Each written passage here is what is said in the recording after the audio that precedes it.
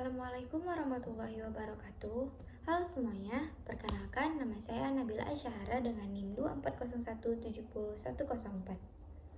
Di sini saya akan menjelaskan tentang tutorial konsep layanan dan keamanan dalam berbagai platform.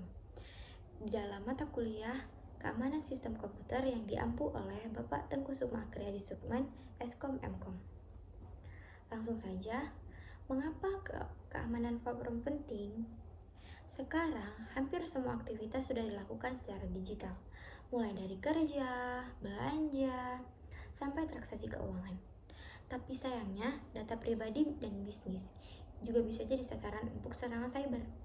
Makanya, keamanan itu bukan cuma pilihan, tapi jadi dasar kepercayaan dalam setiap layanan digital. Selanjutnya ada keamanan di ekosistem Apple. Kita mulai dari contoh pertama, yaitu Apple. Apple punya sistem keamanan menyeluruh. Apple memang terkenal banget dengan fokusnya pada privasi dan keamanan pengguna. Selanjutnya ada Google Cloud Security. Di sini Google menerapkan konsep tanggung jawab bersama. Artinya, Google yang jaga keamanan infrastrukturnya, server, jaringan, dan pusat datanya. Sementara kita sebagai pengguna bertanggung jawab atas data dan aplikasi yang kita simpan di cloud. Google juga punya fitur-fitur keren seperti enkripsi otomatis, pengolahan data identitas dan akses, deteksi ancaman real-time pakai AI, dan tentunya sudah sesuai standar internasional kayak GDPR dan ISO 27001. Selanjutnya ada AWS Security. AWS Security atau Amazon Web Services atau platform ini punya reputasi tinggi soal keamanan. Mereka bangun infrastruktur yang aman banget, didukung sertifikasi global. AWS juga punya sistem otomatis buat deteksi dan respon ancaman dengan cepat. Pendekatannya disebut holistik karena mencakup semua tahap, mulai dari identifikasi, risiko, pencegahan, deteksi, sampai remediasi atau perbaikan. Selanjutnya, kita lihat contoh nyata dari Binance, salah satu platform kripto terbesar. Supaya akun kita aman, mereka yang nyaranin beberapa langkah penting.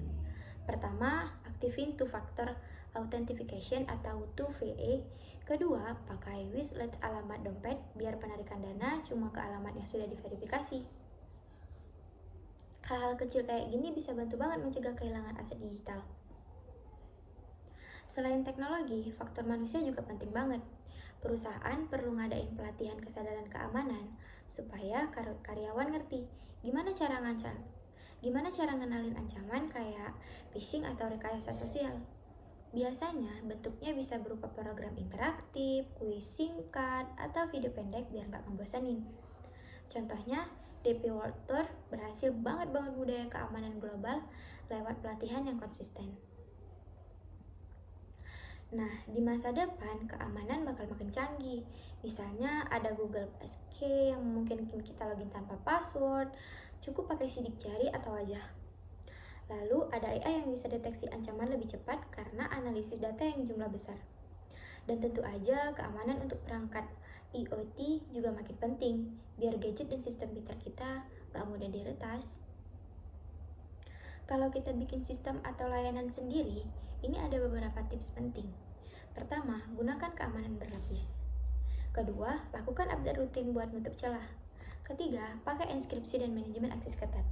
Dan terakhir, terus edukasi diri dan tim tentang ancaman terbaru. Kalau 4 hal ini jalan bareng, sistem kita akan jauh lebih aman. Yang terakhir, kesimpulan. Kesimpulannya, keamanan itu bukan cuma buat melindungi data, tapi juga buat bangun kepercayaan dan inovasi. Tanpa keamanan, semua layanan digital bakal rapuh. Dengan teknologi yang kuat, proses yang baik, dan kesadaran manusia, kita bisa ciptakan masa depan digital yang aman dan terpercaya. Video dari saya, maaf bila ada kata-kata saya yang kurang berkenan. Saya akhiri dengan Assalamualaikum warahmatullahi wabarakatuh. Terima kasih sudah menonton.